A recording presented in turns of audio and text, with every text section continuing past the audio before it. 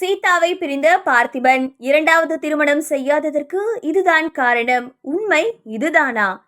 புதிய பாதை படத்தை இயக்கி முதல் படத்திலேயே தேசிய விருது வின் பண்ண பார்த்திபன் கோலிவுட்டோட வித்தியாசமான இயக்குனர்கள்ல ஒருவர். இயக்கம் மட்டுமில்லாம நடிப்புலையும் பட்டையை கிளப்பி வராரு. அவர் நடிகை சீதாவை காதலிச்சு திருமணம் செஞ்சுக்கிட்டாரு. ஆனா அவங்களோட திருமண உறவு பாதியிலேயே முடிஞ்சது. இந்த நிலைமையில இரண்டாவது திருமணம் செய்யாதது பற்றி சமீபத்திய நேர்காணல்ல பேசியிருக்காரு. பாக்யராஜ் கிட்ட உதவி இயக்குனராக சினிமா பணிகளை கற்றுக்கொண்ட பார்த்திபன் சீதாவை ஹீரோயினாகவும் தன்னை ஹீரோவாகவும் வைத்து இயக்கிய படம் புதிய பாதை. தான் இயக்குன முதல் படத்திலேயே கமர்சியலாகவும் சமூகத்துக்கு தேவையான கருத்தையும் வைத்து படம் எடுத்து கவனத்தை ஈர்த்தாரு. அது மட்டுமில்லாம அந்த படம் தேசிய விருதையும் வின் பண்ணுச்சு. புதிய பாதை படத்தோட வெற்றிக்கு பின்னாடி உள்ளே வெளியே, ஹவுஸ்ஃபுல், குடைக்குள் மழை அப்படின்னு ஏகப்பட்ட படங்களை எடுத்தாலும் அந்த படங்கள் பெரிய வெற்றியை பெறல.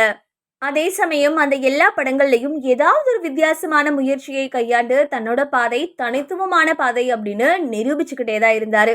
அவர் இன்னும் அங்கீகரிக்கப்பட்டிருக்க வேண்டும் அப்படின்றதுதான் சினிமா ரசிகர்களோட எண்ணம். முதல் படத்திலேயே ஹீரோவாக நடிக்க ஆரம்பிச்சிட்டதால அவருக்கு நடிக்கிறதுல பெருசா எந்த பிரச்சனையுமே இல்லை. ஒரு கட்டத்துல தான் படங்கள் இயக்குவதை குறைச்சதால மற்றவர்களோட இயக்கங்கள்லையும் ஹீரோவா ஹிட் படங்களை கொடுத்தாரு. இப்போ முழுக்க முழுக்க குணச்சித்திர கதாபாத்திரத்தை ஏற்று நடித்து வராரு. இருந்தாலும் இயக்கத்தையும் விட்டு முழுவதுமா விலகல. கடைசியா அவர் இயக்கிய டீன்ஸ் படம் கூட வித்தியாசமான அட்டம்ப்டாக தான் பார்க்கப்பட்டது. இதுக்கடையில முதல் படத்திலேயே தனக்கு ஜோடியா நடித்த சீதாவை காதலிச்சாரு. தங்கள் காதலை திருமணம் வரைக்கும் எடுத்துட்டு போய் ஒரு மகள் ஒரு மகனை பெற்றவர்கள் நீண்ட காலத்துக்கு தங்கள் ரிலேஷன்ஷிப்பை கொண்டு போகல. சில காரணங்களால 2 பேரும் விவாகரத்து பெற்று பிரிஞ்சுட்டாங்க.